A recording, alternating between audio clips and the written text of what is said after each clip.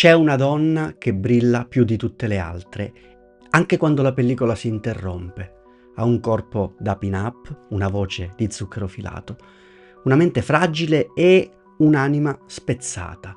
Marilyn Monroe era una donna che voleva essere amata, ma che finì col bruciare come una candela al vento. Questa è una storia dove niente è semplice, né l'inizio né la fine, e a raccontarla oggi siamo costretti a muoverci tra ombre e riflessi, come se cercassimo di ricostruire una vita con i frammenti di uno specchio rotto.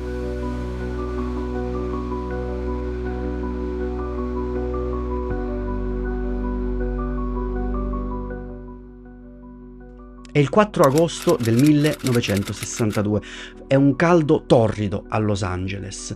Sono le 4:30 di mattina e un sergente di polizia, Jack Clemons, bussa alla porta del civico 12305 di Fifth Helena Drive.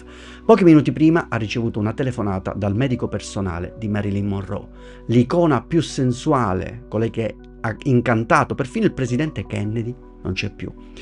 Ad accogliere il sergente ci sono la governante Eunice Murray, il medico Hyman Engelberg e lo psichiatra Ralph Grinson. La diva è distesa sul letto, senza vita.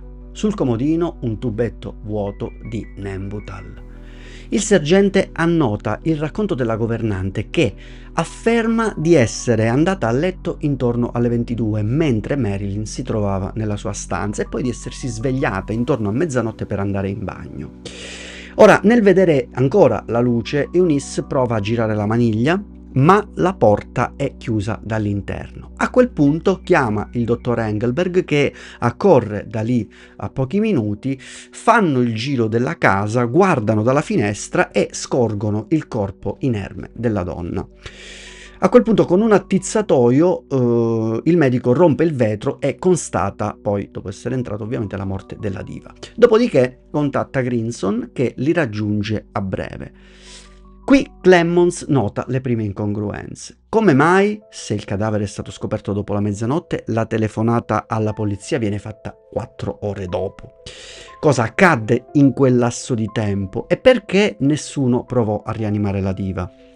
Inoltre stride il fatto che, alla presenza di Clemons, la governante a un certo punto viene vista impegnata a rassettare, a fare il bucato a quell'ora della notte, e nonostante quella situazione gravissima. La spiegazione che venne data a questa domanda fu lapidaria. Intanto la donna era già morta quando fu ritrovata, per cui non si poteva ovviamente rianimare. Le 4 ore di attesa furono necessarie perché Eunice dichiarò di aver chiamato il tuttofare di Marilyn per riparare la finestra nel frattempo, ma soprattutto perché bisognava attendere l'autorizzazione dell'ufficio stampa della 20th Century Fox a dare la notizia. La governante poi giustificò il suo da fare con la spiegazione che presto sarebbero accorse su quella scena molte persone e che quindi la casa doveva tornare in ordine, e poi avrebbe dovuto raccogliere le sue cose prima di andare via. L'ultima incongruenza annotata da Clemons prima di lasciare il comando delle indagini al sergente Marvin Iannone, che ne prese il posto, fu l'assenza del bicchiere col quale Marilyn avrebbe ingerito i barbiturici. Ora, la ricostruzione di Clemons, che è stato il primo ad accorrere sulla scena, sarà fonte di dubbi e teorie cospirative, ma successivamente poi verrà smentita in diversi punti.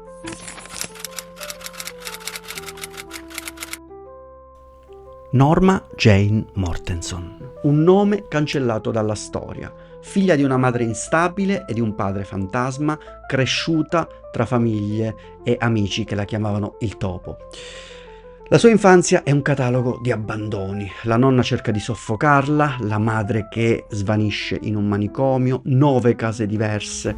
A 13 anni impara a non piangere, a non chiedere, a sognare forse di diventare qualcuno nel mondo, di appartenere al mondo. Marilyn Monroe, o meglio Norma Jane, entra in contatto per la prima volta col mondo del cinema grazie alla madre Gladys, che affitta una parte della loro casa a una coppia di coniugi inglesi che erano impiegati nell'industria cinematografica. Ed è proprio in quell'ambiente, tra conversazioni e suggestioni, che cominciano a parlare di set, di copioni, di attori. E lì Norma inizia a frequentare il cinematografo e a sognare un mondo diverso. Tuttavia, quello che sembrava un piccolo rifugio si trasforma presto in un incubo, perché uno dei due coinquilini, approfittando di un momento in cui erano soli, attira con un pretesto Norma nel suo appartamento e tenta di abusare di lei. La bambina corre dalla madre a raccontarle tutto, ma Gladys, pur di non rinunciare al vantaggio economico dell'affitto, decide di non crederle.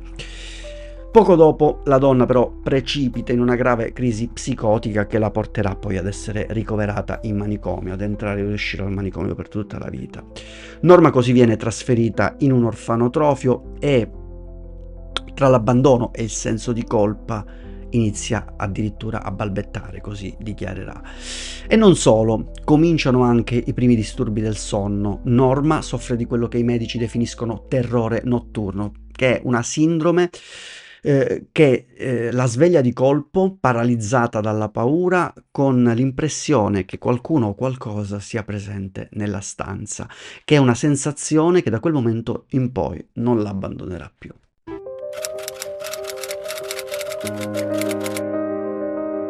La luce in fondo al tunnel sembra arrivare con James Dougherty, un giovane che accetta di sposarla anche se lei era ancora minorenne, pur di non vederla partire.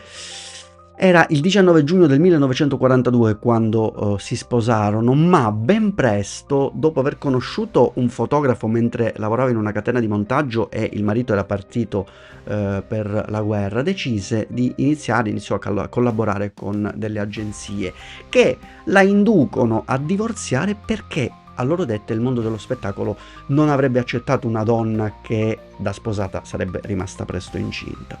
Diventa bionda per seguire i gusti del pubblico e viene assunta da un importante studio cinematografico.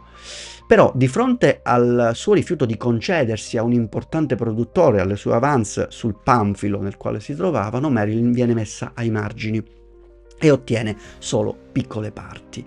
Nonostante inizialmente comunque le sue parti nei film fossero brevi, alla 20th Century Fox cominciano ad arrivare migliaia di lettere a settimana da parte dei fan. Il pubblico si era innamorato di lei prima ancora che Hollywood capisse davvero chi fosse. Marilyn Monroe stava diventando un fenomeno. Il suo nome, il suo volto, la sua voce cominciavano a dominare il sogno americano, fino a portarla a recitare accanto a Cary Grant, in uno dei suoi primi ruoli da protagonista. Nel 1954 sposò Joe DiMaggio, leggenda del baseball, un amore che sembrava perfetto, ma che presto si rivelò tossico. DiMaggio era geloso, possessivo, ossessivo. Dopo aver assistito alla celebre scena della gonna sollevata dalla grata in quando la moglie è in vacanza, esplose e la colpì. Marilyn quella notte si coprì i lividi con il cerone e il giorno dopo tornò sul set. Ma quella violenza aveva rotto in lei qualcosa. Fu in quel momento che prese una decisione coraggiosa e folle: fondare una propria casa di produzione, la Marilyn Monroe Productions. Voleva avere voce in capitolo, scegliere i copioni, i registi, le storie da raccontare, e disse una frase emblematica: Hollywood è quel posto dove ti pagano migliaia di dollari per un tuo bacio e 50 centesimi per la tua anima.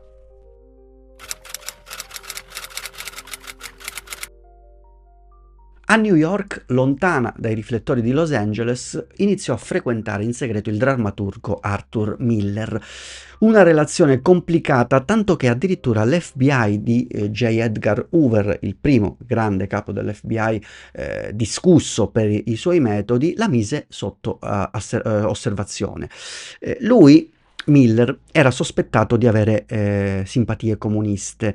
Lei, Marilyn, era diventata troppo vicina a uomini potenti. Nel frattempo, tra un set e una crisi d'ansia, Marilyn si vedeva anche con Marlon Brando che, per non farsi riconoscere alla reception dell'hotel, si registrava col nome Carlo. E già allora, tra le ombre e i sussurri, si parlava di un altro nome, il senatore John Fitzgerald Kennedy, colui che sarebbe diventato poi presidente. Anche il matrimonio con Arthur Miller però si rivela tormentato. Marilyn desiderava con tutta se stessa diventare madre, ma la realtà fu crudele con lei, perché subì aborti spontanei, fragilità crescenti in lei e le solite compagne silenziose, le pillole, i barbiturici, le notti insonni, e da qui inizia a crollare lentamente. Un'overdose addirittura la porta sull'orlo della morte e viene salvata dallo stesso Miller, ma questo non basta. Il loro amore non regge e si separano, e Marilyn torna ancora a New York, non per recitare, ma per sopravvivere. Si fa ricoverare volontariamente in una clinica privata per disintossicarsi e il suo psichiatra, il dottor Ralph Grinson, teme il peggio, teme che possa togliersi la vita, e allora decide che un infermiere debba affiancarla per evitare che faccia qualche sciocchezza. Ma mentre Marilyn cerca di rialzarsi, Hollywood la colpisce alle spalle. La 20th Century Fox, stanca dei suoi ritardi, delle sue assenze, della sua fragilità che diventa sempre più ingombrante, decide di licenziarla. E non basta. La etichetta come malata di mente e le fa causa per $1 milione.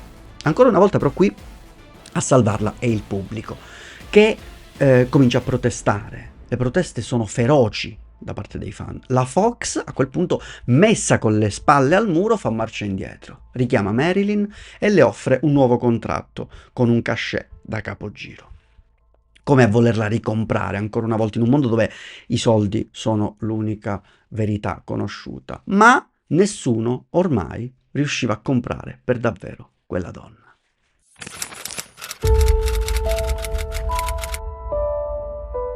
È il 4 agosto 1962, è un sabato d'estate soffocante a Los Angeles. Nella sua casa di Fifth Helena Drive, Marilyn Monroe si sveglia presto, ma non trova pace.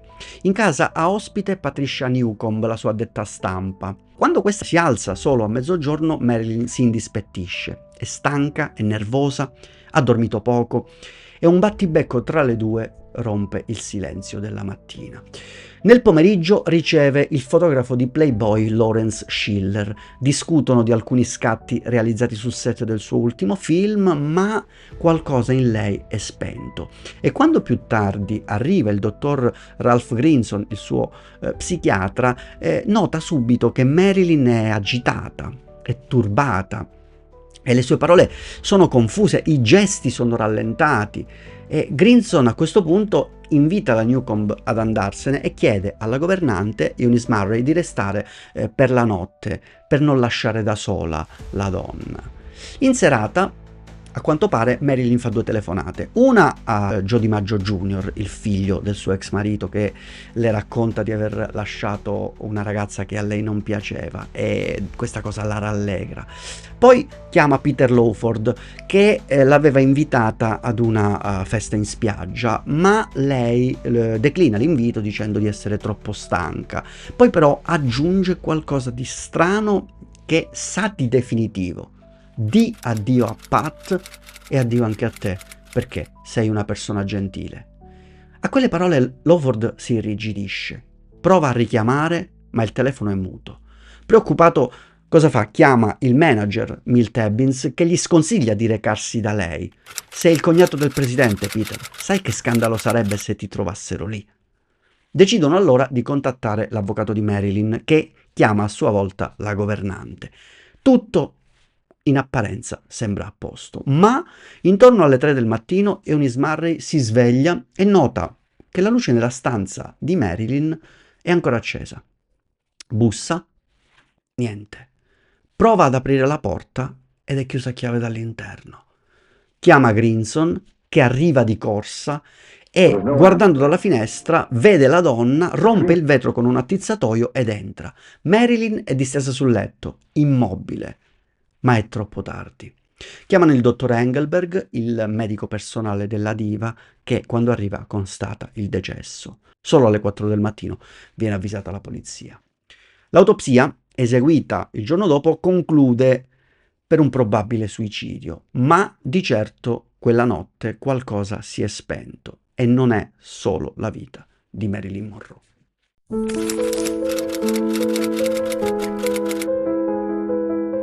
Mettetevi comodi. Spionaggio, intrighi, depistaggi, qui c'è tutto. Certe storie cominciano quando finiscono e questa storia comincia e finisce il 4 agosto del 1962. La versione ufficiale parla chiaro: overdose di barbiturici, probabile suicidio. Ma per molti c'era qualcosa che non tornava.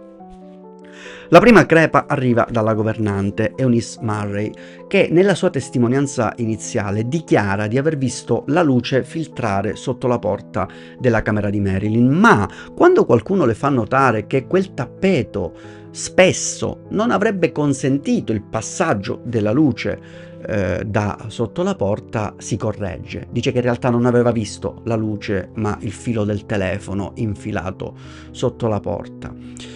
Una svista, una bugia. Poi gli orari, la mezzanotte, le 3:30, le 4, le versioni cambiano, si contraddicono, si sfaldano. La verità scivola come sabbia tra le mani.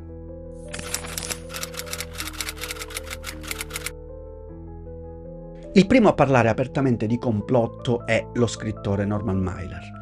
Nel 1973 pubblica il libro Marilyn e accende una miccia.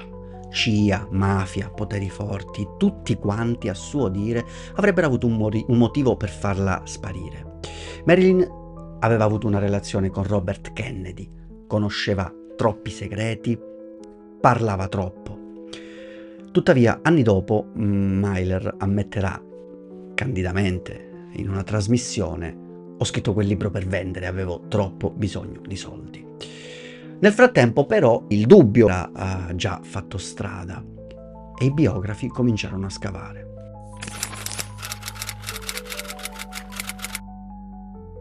Si dice che quel giorno Marilyn aveva ricevuto delle telefonate minacciose. Stai alla larga da Bobby.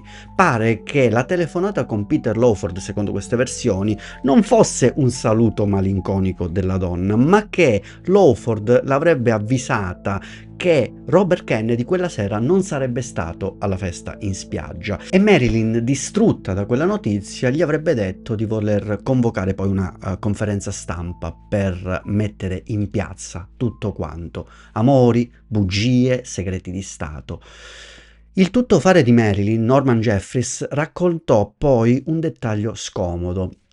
Quel pomeriggio intorno alle 16 arrivarono, secondo la sua versione, Robert Kennedy e Peter Lawford in casa. Lui e la Murray vengono mandati via con la scusa di comprare delle Coca-Cola. Al loro ritorno trovano Marilyn in uno stato pietoso, pallida e fuori di sé.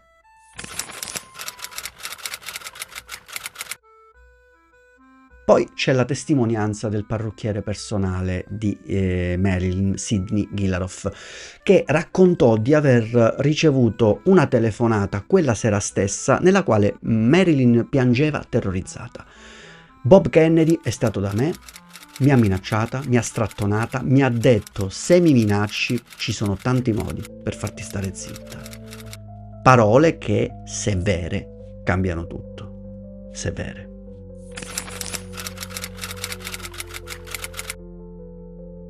E poi c'è chi dice che Kennedy abbia mandato un sicario, un medico compiacente che le avrebbe praticato una iniezione letale.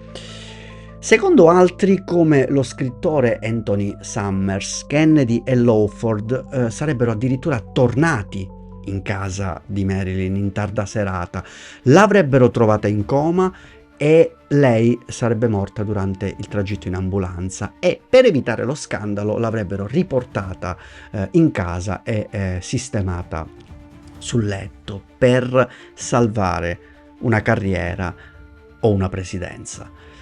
Intorno alla mezzanotte del 5 agosto, poche ore prima che Marilyn fosse trovata morta, il sergente Lynn Franklin della polizia di Los Angeles ferma una Mercedes nera nei pressi di Roxbury Drive un'auto che viaggiava a 120 km all'ora, ben al di sopra dei limiti di velocità. Alla guida c'era proprio Peter Lawford, amico di Marilyn e cognato dei Kennedy. Sul sedile posteriore il sergente riconosce con sua grande sorpresa un volto parecchio noto, quello del procuratore generale degli Stati Uniti, Robert Kennedy. Ma in auto pare, secondo questa testimonianza, che ci sarebbe anche una terza persona. In un primo momento però Franklin non la identifica, solo più tardi, però quando gli vengono mostrate delle foto, dice di riconoscerlo. È il dottor Ralph Grinson, lo psichiatra personale di Marilyn. Peccato che dai nastri privati tra lei e il suo medico, il suo psichiatra, pubblicati poi nel 2005, di cui approfondiremo tra poco, Marilyn farà menzione al presidente Kennedy come ad un grande presidente e non farà nessuna menzione di rapporti particolari con lui. Riguardo a Bobby, invece, il fratello, sarà lei a dichiarare al suo medico privato di volerlo lasciare e addirittura ha paura di ferirlo.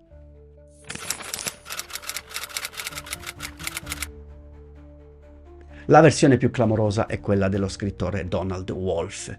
Secondo questo scrittore, la casa di Marilyn era un nido di spie. Il dottor Grinson, la governante, perfino il medico sarebbero stati agenti sovietici e nel mezzo la mafia, Frank Sinatra, il Comintern. Marilyn sarebbe diventata da diva a pedina, vittima inconsapevole di un gioco di potere più grande di lei.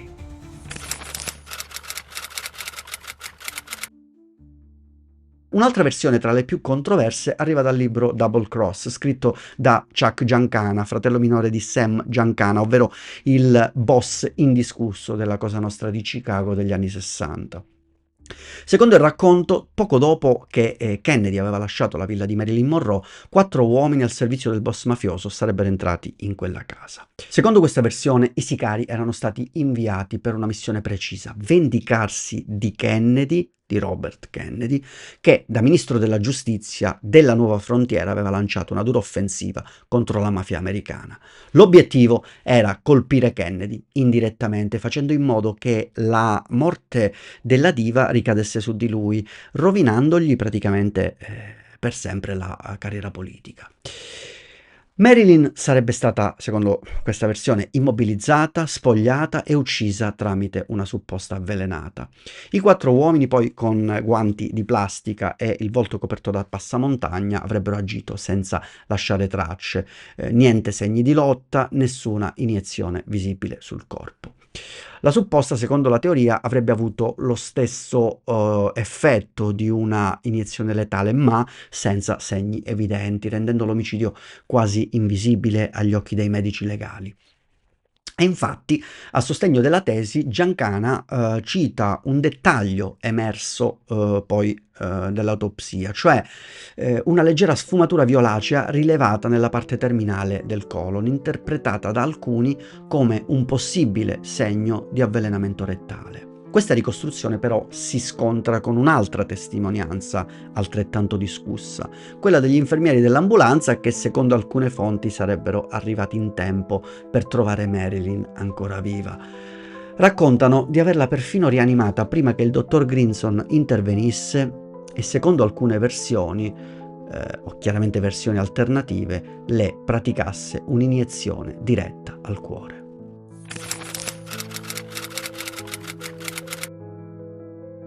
Tuttavia l'autopsia escluse la possibilità che vi fossero fori dovuti a iniezioni e fu strano perché il medico di Marilyn ne praticava spesso sulla diva.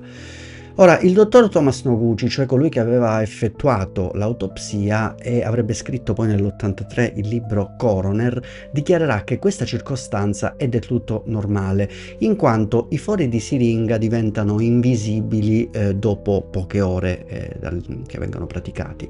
Inoltre, asserì che non aveva trovato tracce di pillole ingerite, cosa che aveva poi provocato tante teorie cospirazioniste, per il semplice motivo che il corpo di Marilyn era abituato all'assunzione di quelle sostanze e che quindi al momento dell'esame autoptico erano già state digerite fondamentalmente.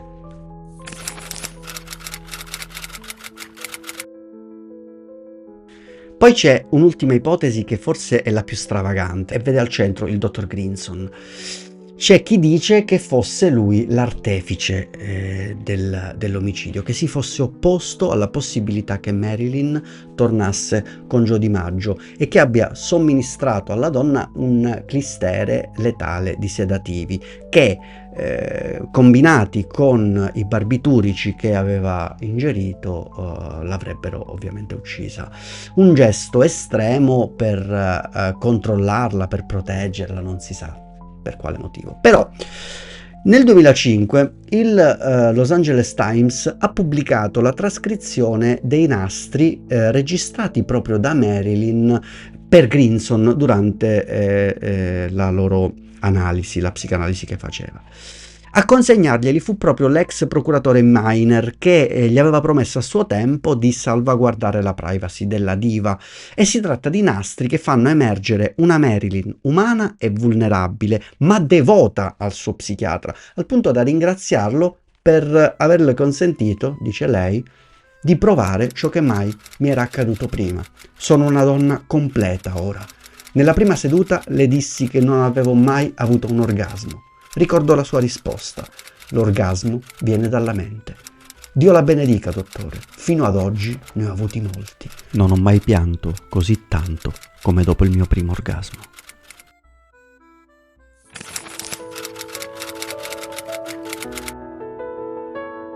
Ora, Marilyn Monroe probabilmente muore 2 volte. La prima è il 5 agosto del 1962. La seconda tutte le volte che viene ridotta a un mistero irrisolto.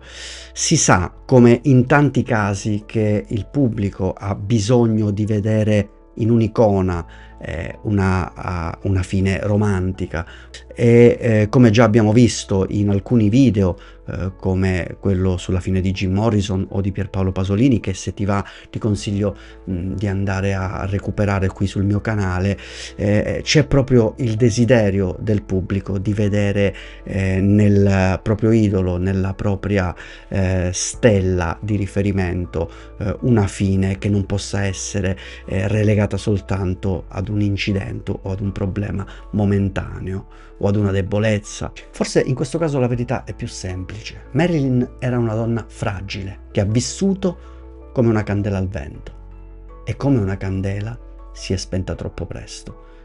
La sua luce, però, quella non si è mai spenta. Goodbye, Norma Jean, though I never knew you at all.